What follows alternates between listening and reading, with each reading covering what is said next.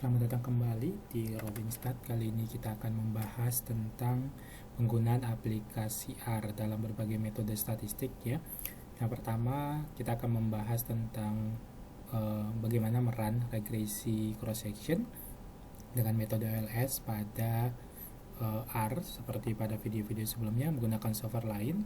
Kita akan melihat bagaimana pengaruh, misalkan saja ya, pengaruh antara Gini rasio dan IPM terhadap kemiskinan di Indonesia tahun 2021 ya. Jadi dalam R itu kita bisa memasukkan data ya, ini khususnya R Studio, kita bisa memasukkan data di sini import dataset. Jadi import dataset ini bisa menggunakan yang dalam bentuk CSV ya, ini dalam bentuk teks atau pakai disimpan dalam Notepad atau langsung dalam Excel.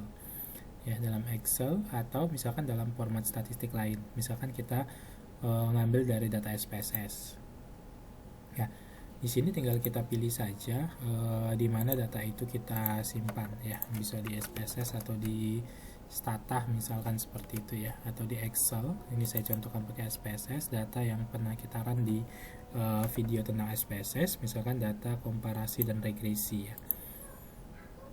Nah, nanti datanya akan masuk ya, datanya. Ini data yang akan kita lihat. Nah, seperti ini, datanya sudah masuk. Oke, nah ini datanya. Di sini ada sintaksnya, library-nya Heaven. Nanti kalau misalkan dia belum terbuka, nanti biasanya diinstal di sini. Install, kita klik, kita cari library-nya ya. Kemudian kita akan masukkan sintaks yang sudah saya buat. Nanti bisa para sahabat untuk modifikasi ya, modifikasi untuk sintaks atau script yang telah dibuat untuk menggunakan regresi OLS ya. Saya akan coba buat di sini kalau buat baru ya, kalau mau buat baru. Tapi kalau misalkan kita mau dari script yang sudah dibuat, misalkan saya membuat latihan R ya, misalkan pakai regresi OLS ya, OLS seperti ini. Oke, nanti di sini ada library yang akan kita gunakan, kemudian ini ada data ya, datanya namanya panjang banget ya, tadi karena campur dengan model lain. Ini data uji komparasi dan regresi, kita singkat jadi OLS saja. Jadi data ini kita kasih nama dengan rasa OLS ya. Ini kita jalankan dulu sintak library-nya. Nah, di sini dia jalan library-nya. Oke, nah setelah itu dia muncul. Ini sudah bisa di-run ya. Ini kita ubah tadi ya, nama yang panjang tadi dengan nama terserah, misalkan nama data atau AB terserah. Nah, di sini OLS, kemudian head. Head itu artinya melihat kondisi data kita nih. Nah, ini datanya, kemudian kita bisa mencari summaries datanya. Nah, ini rata-ratanya berapa, minimumnya berapa gitu ya. Kemudian untuk melihat korelasinya, core OLS saja. Nah, ini ada data yang tidak numerik ya, karena dia data siapa namanya ini provinsi. Jadi kalau mau gini kita ubah buat di sini. Ini menyatakan dia kecuali di run kolom pertama. Ini kurang kolom pertama. Jadi kecuali kolom pertama. Nah, ini korelasi antar variabel, jadi miskin segala macam ya. Kalau kita mau fokus beberapa variabel saja, tinggal tulis nama variabelnya atau kolom keberapa aja gitu ya. Ini hanya deskriptif, langsung ke intinya ya. Nah, ini sintaksnya tinggal LM, artinya linear model ya. Y-nya adalah miskin terhadap variabel independennya IPM dan Gini rasio. Data yang digunakan adalah data OLS. Kalau sudah kita singkat menjadi OLS, tapi kalau tidak kita singkat, tulis saja gini, data uji komparasi dan regresi ya, seperti itu. Nah, ini modelnya. Nah, modelnya ini masih G ya, kita simpan G, kemudian summaries-nya. Nah, ini summaries datanya ya. Nah, di sini ada uji F-nya, uji simultan. Nah, ini dia signifikan karena kurang dari 0,05. Kemudian uji koefisien determinasinya ini 60,3%.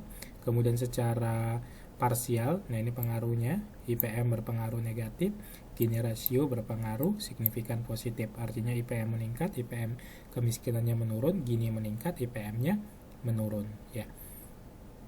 Oke, di sini Gini, kalau Gininya berarti ketika Gini meningkat, maka si kemiskinan juga meningkat karena dia positif. Nah, untuk uji asumsi, yang pertama adalah uji normalitas. Nah, kita plot ya, kita cek dari Kiki plot untuk residualnya ya, residual dari model tadi. Nah, kita simpan namanya G. Nanti kalau ini mau namanya model, mau nama apapun, dipersilakan ya.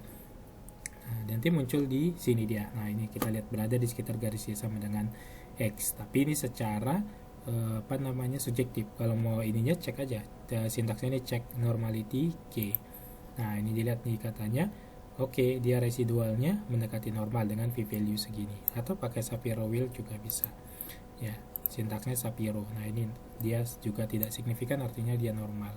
Untuk hetero ada dua pengeceknya, tinggal cek heterokedastis.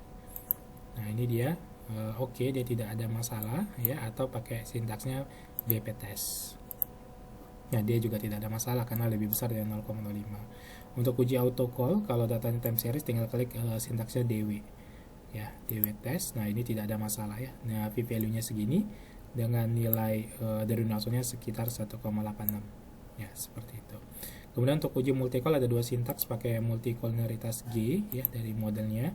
Di sini untuk nilai VF-nya ini. Tapi kalau mau jika nilai VF-nya saja mau diambil VF, sintaknya VF saja. Nah, ini nilainya. Semuanya di bawah 10 ya. Kemudian kalau uji linearitas tinggal reset test ya, reset test dari modelnya. Ini kita uji pangkat 1 sampai pangkat 4. Kita lihat di sini dia tidak signifikan, artinya modelnya linear. Kemudian untuk uji outlier, nah bisa juga uji outlier dari modelnya, apakah mengada outlier atau tidak. Ternyata dia tidak ada ya. Seperti itu. Jadi cukup sederhana menggunakan R untuk model regresi linear berganda. Jadi ini nanti untuk sintaksnya akan saya berikan di deskripsinya ya. Oke, untuk data juga akan saya berikan di deskripsinya. Cukup sekian untuk pertemuan menggunakan video regresi dengan menggunakan R. Sampai ketemu di video-video berikutnya. Terima kasih.